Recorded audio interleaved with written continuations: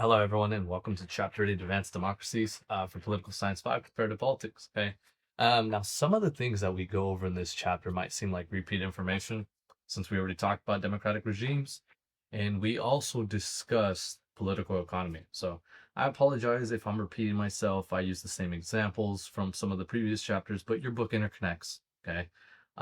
There are some things that will be slightly different. There'll be added definitions, there'll be more details that are included, and various, some examples will change. So I don't want you guys to think like, oh, it's just all review from previous chapters. No, no, no, but some of the things will be repeat information. Okay, remember we talked about democracies or democratic regimes, and we already discussed too political economy. Now, key concepts in this chapter, we're going to talk about high levels of economic development, okay?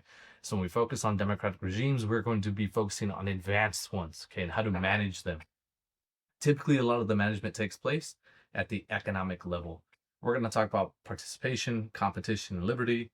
We'll talk about what service sector economies they work in, and then we'll also talk about HDI, so Human Development Index, which is one of the terms that we went over in a previous chapter.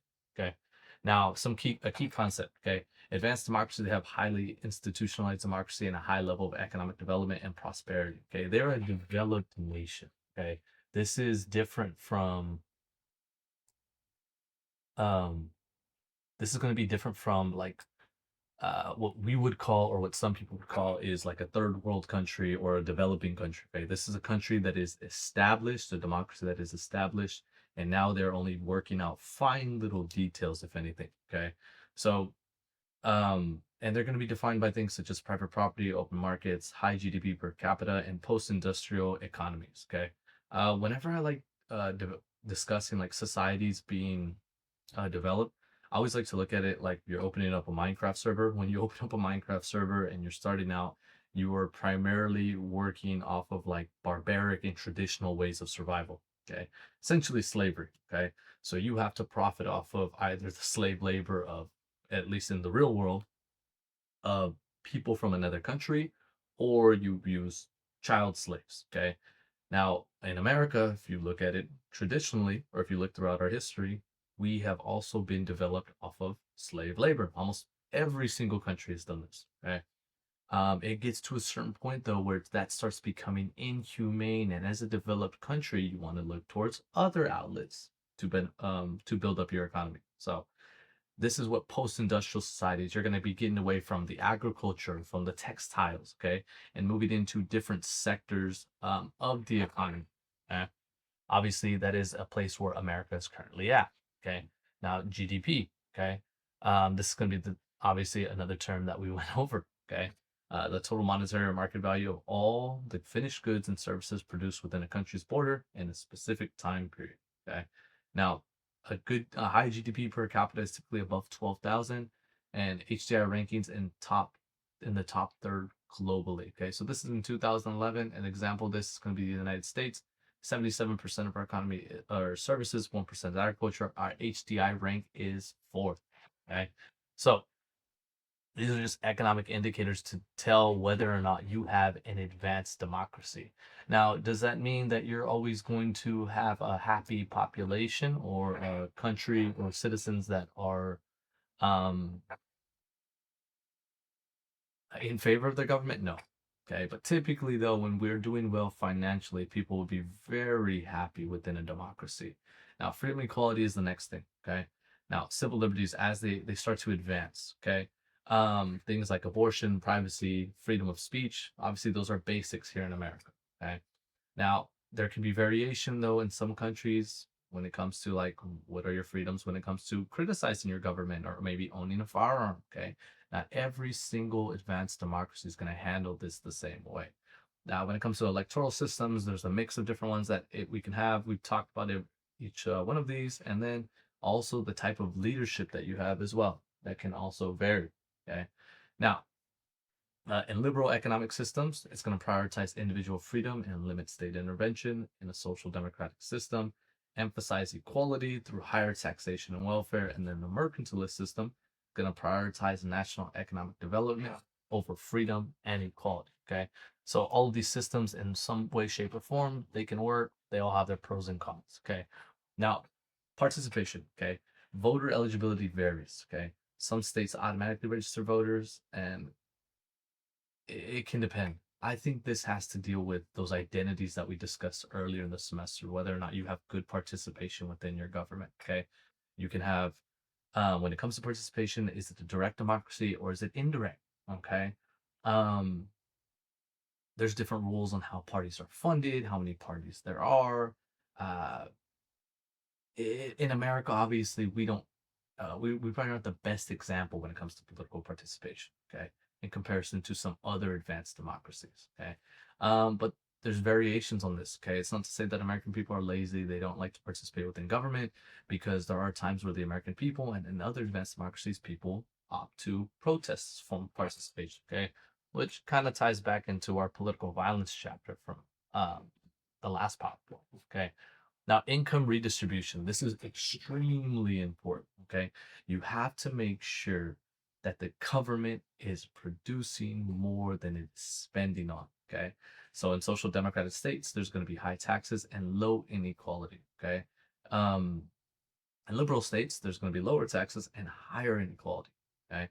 In a mercantilist state, there's going to be moderate taxes and some be more development focused. Okay. Now, some of these examples on where maybe um, where countries can vary is based off of taxation. Okay. So an example is in Sweden. Okay. They are going to 46% taxes is what they paid at the time of this textbook. Their GDP or their Gini ranking is going to be 23rd. And the United States taxes at a 24% clip rate, and our Gini index is 45th. Okay. So once again, does a liberal state, does that mean that it always works out in a way that we want it to? Probably not. Okay, we can probably see some better benefits. Now, once again, this is very subjective over here. Now we're starting to get into what types of taxes. You also have to kind of factor in spending. The American government is going to be spending a huge amount of money. Okay, we've been in a deficit for some time, but not only that, we probably haven't had the best when it comes to producing goods. Okay, now advanced democracies today. Okay, now there's a focus on modernity.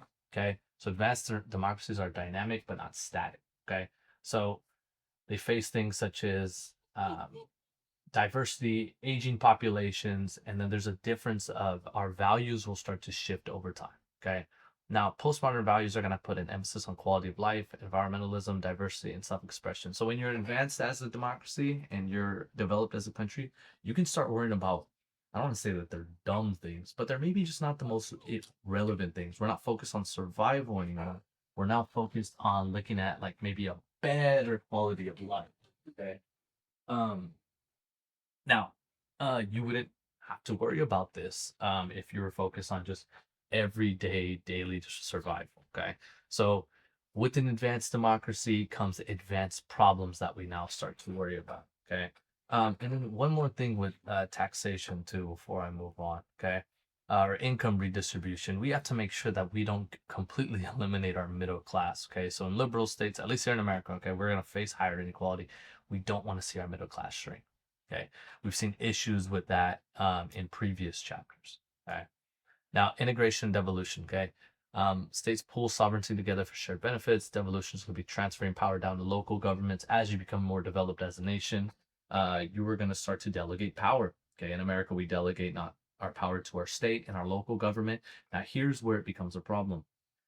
Every time you delegate, you create a new government office, a new bureaucracy, which then costs more taxpayer money. And you're paying a lot of money for oversight. And some of the times that money can be wasted or it can be improperly spent. We've seen a lot of it with a lot of the fraud we've seen in the last year. Shout out to Nick Shirley and Tyler Oliveira, who posted videos exposing government fraud. Whether you like Elon Musk or not, or the Department of Government Efficiency, it showed us that government was mismanaging money. And it's probably because we have too much government. But once again, that is an issue that advanced democracies face. Okay. Now, the European Union, it just discusses some key institutions that you should know. The European Council selects political direction, commission, proposes and enforces law, manages budgets. The European Parliament, directly elected, passes legislation. The Court of Justice resolves conflicts. This is at the EU or at the international level. Okay. Um. Now here's the EU timeline. Okay. I'm sorry, I gotta keep moving myself all over the place. Okay. Uh, I would just study this timeline. They're just major events that have transpired over the years for the European Union. Okay. Now, are we moving towards postmodernity when it comes to advanced democracies? Okay. Remember, integration and devolution reshape sovereignty. Okay. And there's a shift of values, labor, and wealth. Okay.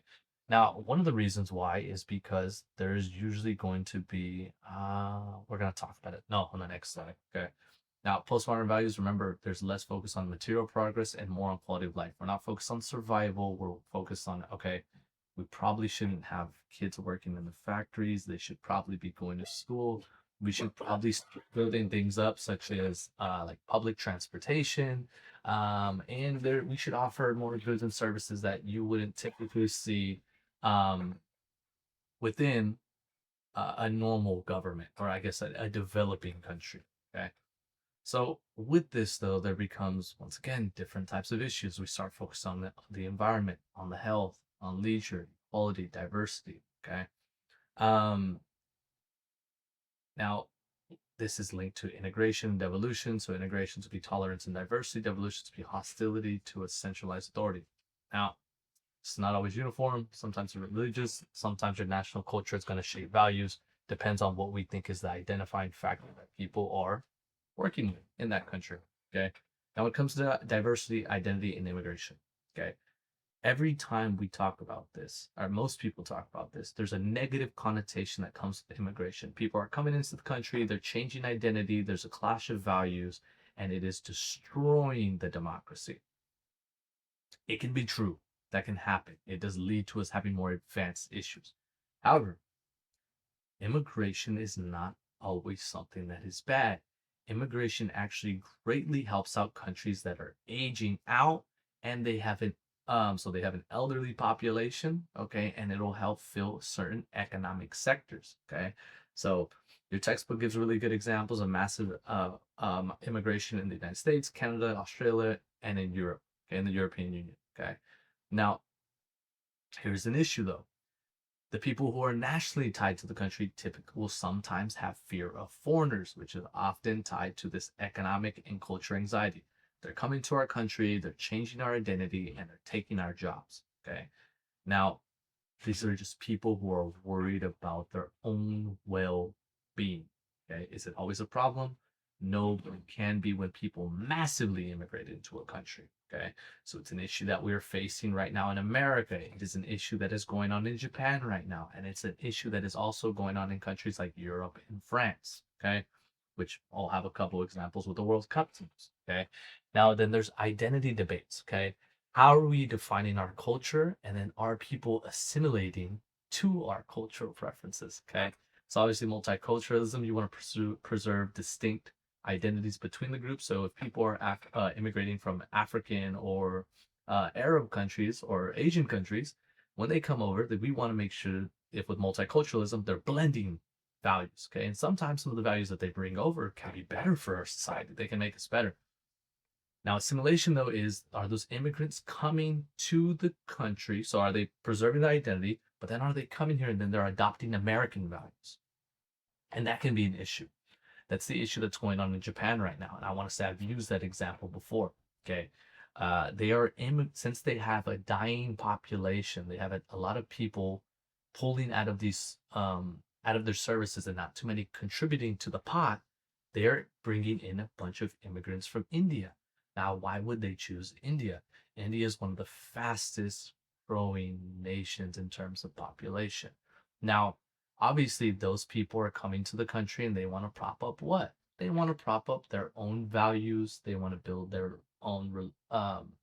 places of religious faith, but at the same time, they need to be able to assimilate with the values of the culture of Japan. And there's issues there, which is leading to things such as racism and xenophobia. Okay. So, and we see this with every country. We see it here in America. Okay. Typically, when it comes to Hispanic immigrants. Okay. Now, I guess the switch has been towards Somalians because we figured out that they're running daycares on our dollars and pretty much just finessing and committing fraud in our country. Okay. But here's some examples with the World Cup. On the left, we have England's team. On the right, we have France's team. Okay. we are starting to see diversity within the World Cup with some of these nations. Like you look at some of these nations, you're like, why do they have Africans on the team? Why do they have Muslims on the team? I thought that was a predominantly Christian or white country, and it is because of immigration. Okay. Now, once again, am I saying diversity is a bad thing? No, but it is something that we are going to see in advanced democracies. Okay. And it's funny, I think the World Cup brings up a good example, is because you'll see this xenophobia and racism get thrown out the window when these players do good. And when they don't do good, then they receive a lot more criticism than um, maybe someone who is naturally, or they're like historically their ancestors come from the country. So like a really good example of this is in England right now. Okay, I've seen a couple things online. Jude Bellingham was getting a lot of criticism. Is Harry Kane getting that same criticism? No. Okay, and it is this right here. I think it's directly tied to that. Okay, France, Mbappe is going to be getting a lot of criticism because his family is not natural born in the country. He is. He's a citizen. Doesn't mean he's not. But his identity doesn't match with historically what that country has looked like. Okay. Now, I know these are dumb examples, but it's just things that are relevant in today's society right now. I think the World Cup has given us plenty of examples on how to look at and maybe compare to different places around the world. Okay. Obviously, diversity can be a strength when you're blending in values with one another. I think at times, though, it can be very problematic. Remember, the values that we hold closest to us are things that we identify with. We talked about that earlier in the semester, whether it's national identity, whether it's religious identity, whether it's ethnic identity. However, you identify with yourself is going to be tied closely to who you are and how you perceive the world. Okay. And if you are a closed minded individual, it will lead to you causing issues in whatever country you're immigrating from or wherever you decide to participate within government. Now, I will say this though, there are some people that come to this country and they assimilate and become more American than us. Okay. I like to use the example, at least in America, it's all the Cubans that swim over from into Florida. They end up in Miami. They become the most right wing, red pilled individuals we probably see from any immigrants that come to here in America. Now, why is it? It's because they've experienced communism firsthand, or they've seen it through their within their family lineage. Okay? So when they come to America, they like to assimilate to American values because they believe in the land of the free. Like they buy in. Okay, does every single immigrant do this? No, and it's probably why it's hard for them to maybe fit into society. And even when they do assimilate, they're not always looked at the same way. They're like we'll look at it this way. Like if you were to see a Cuban, we will label them as Cuban, not American. We label people. Me, when I have to go and click the box when I'm applying for jobs, I got to put Hispanic. I'm Mexican American. I can't just put that I'm American. Doesn't work that way. I check a different box off, so I might be looked at differently in those areas. Okay. At the end of the day, though, we should probably we we we know this exists. We can't deny that it does. Okay, so you can't sit here and lie and be like, oh well, people aren't looking on account of race. That's outdated. People are racist. The first thing people do, the first thing most people's minds do, I think this is normal people mind. We are very prejudiced. We see how someone looks, we have a perception on them. Okay? And sometimes with that perception of them comes racial certain prejudice, certain stereotypes, okay, will pop up. And once again, it's linked to this right here. Okay. And you can even look within countries too, with skin color, the difference between dark and light skin with African tribes. It's existed. So it's not just, predominantly white countries and then Africans and Muslims are immigrating to them and causing issues and they're all racist. No, no, no. We're racist within our own groups. Okay. Now, conflict and nationalism. Okay. I obviously put a picture of ice. I thought it was very fitting. Remember, immigration is a national security and sometimes can be a political violence issue. Okay. Um, Now there's tensions when immigrants uh, massively migrate. Some of the times is they have no choice. The areas that they're coming from are war torn. Some of the times it's because of the United States. Like we get upset when we're like, why are all these immigrants flooding into our country? We're bringing them in. Where are they gonna go? We bombed their home. We overthrew their government. These people are no longer welcomed anymore. We aided a neighboring country to go and invade them. Where are they gonna live? We caused some of these issues though. Not all the time. But then some people also like to move here. Why wouldn't you want to move to America? It actually produces a lot of more opportunity than some of these other places work. But we get upset about it. Okay. And obviously there's a bunch of conflicts. Your textbook talks about the Van Gogh murder, Danish cartoons, and it raises questions on tolerance and free speech when it comes to multiculturalism, conflict, and nationalism. Okay. Now there's been a rise lately when it comes to anti-immigration and nationalist and xenophobic movements. Okay. We see it all over the world. We're seeing it in Japan right now. They're protesting to not build mosques within their country. Okay. In America, we do the same exact thing. Okay. Now, um, in Argentina, I don't know if you guys have seen memes on the World Cup. They're on another level of racist when it comes to conflict and anti-immigration and xenophobic movements. I think it's just very funny. Okay. Now, there's a divergence of advanced democracies as immigration sources differ. Depends on where your immigrants are coming from. So some countries are going to be getting more Latin, South American immigrants. Others will get more Asian, Middle, North African. Okay, I would say we get more of the Latin American than South America. You go into Europe, you're going to see a lot more of the African and Muslim population. It'll increase there. Now, and what does this lead to? At least things like this. Okay. There's a Sudanese man who was trying to behead someone in Ireland. Okay. And now there's protests, was publicly trying to behead. Is this something that has to do with national conflict? Maybe. That's probably why we're deporting people. We realize that some of the people that are in our country illegally may be violent criminals. Not all of them. Some of them are contributing to society, but some of them might be trying to do things like this and not be willing to assimilate with our society, okay, or within that advanced democracy, okay. So post-industrialism, I spelled that wrong. I should fix that. My fault. Okay. Um, this just discusses how this requires a higher education. There's a risk of an educational underclass and rising inequality. Okay, so as people shift out of the manufacturing and industry service sectors, we then start to see new sectors develop. IT, finance, insurance, real estate, education, retail. This is a sign of advanced democracy. And in America, obviously, with AI, that is what we see is the new boom and where more job services are going to be founded. Okay. We're not going to have too many people working in the fields anymore. Okay. Doing simple, manual, hard, blue collar labor. It still exists, doesn't exist as much. Now, how about financial crisis and regulation? Okay. When you become a more advanced democracy, you start to run into some of these issues like this. Okay. So in America, we've seen our housing bubble already pop. Some people um, are predicting that it will occur again within the next couple of years. Okay. So there's debates over how much financial regulation you need to have. Here's what ends up happening in the economy when you have an advanced democracy. You know, you need more government intervention at times because you are dealing with advanced problems. Okay.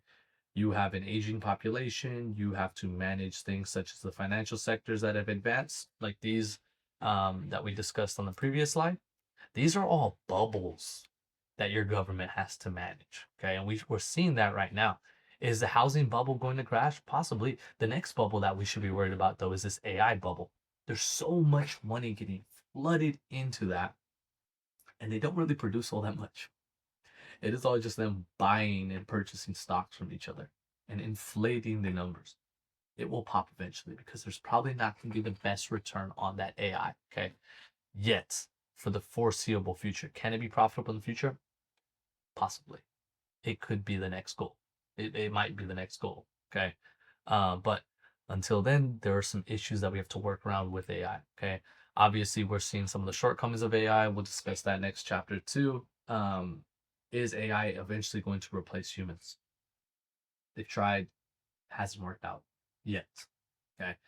Now, maintaining the welfare state. Okay. You need to make sure that there's public programs, pensions, healthcare, education. Okay. And these benefits are going to reduce poverty, and then it'll lead to us having a higher life expectancy. We want to make sure that we're taking care of the elderly, the sick, and these children. Okay. Obviously, we have countries right now like Japan. I've already talked about their immigration issues, and then, but once again, they need these immigrants because they have an aging population. Okay, they have too many people putting a strain on these um, benefits, this welfare state that the country provides, and not enough people paying in. Okay, we have the same issue here in America. Okay, and it's with this fucking specific age group. It's fucking jackass fucking um generation. Okay, um these people lived in the best economy. They had the best job market. They had some of the best living conditions, and then they went and got greedy, and then we have to deal with it and with the results of that. Okay, like when they were buying houses in the newspaper for $10,000 and working a part-time minimum wage job, getting paid $1.75, and they're raising a family of four, and the wife's at home taking care of the kids. We don't have that anymore. We're not a developing democracy anymore. We're advanced now, so we're dealing with the issues of this. And then these people have all their pensions, and they're pulling money out of Social Security, and then now we have to raise Social Security age because these people are pulling so much money out, and we have all these bubbles that continue to inflate, like the housing market, like the houses that they bought for 50,000, $100,000. They were like, oh no, I'm not going to sell it for $1 million.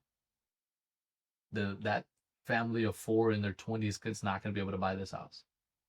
I'm going to die with it. Okay.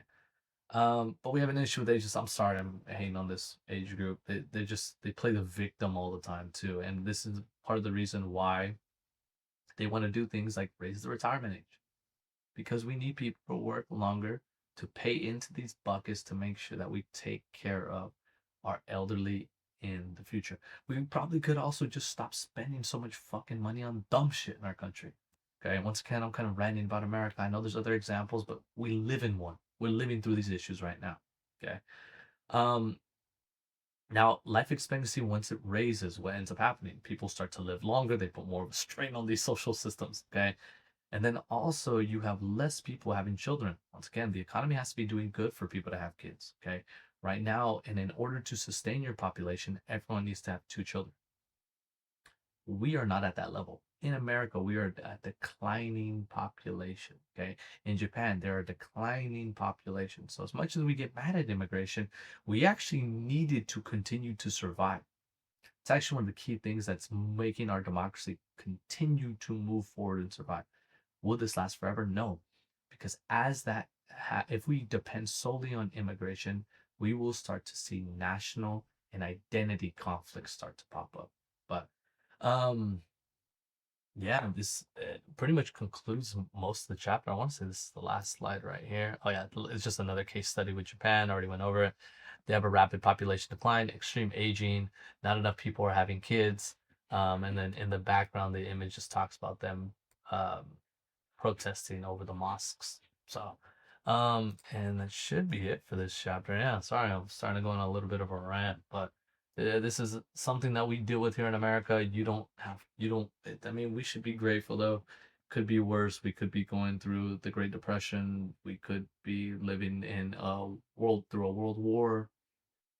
Kind of, I guess we are, but it could be worse. So, regardless, though, we have to be aware of these issues because as you guys go into your careers, whether it's the legal field, or you decide to enter politics yourself, we are dealing with an advanced democracy and we need to compare how other countries deal with these issues or how maybe we can look back in United States history and see what are some things where we went wrong. So, hopefully you guys enjoyed this chapter. I'm sorry this video is nearing 30 minutes long. And I'm sorry for the dogs barking in the middle of the video. Snoopy, Snoopy, you want to say hi? Oh, of course, you're sleepy now, huh? Done barking? Ruining the video? Mookie's at the bottom. So I'll see you guys in the next one.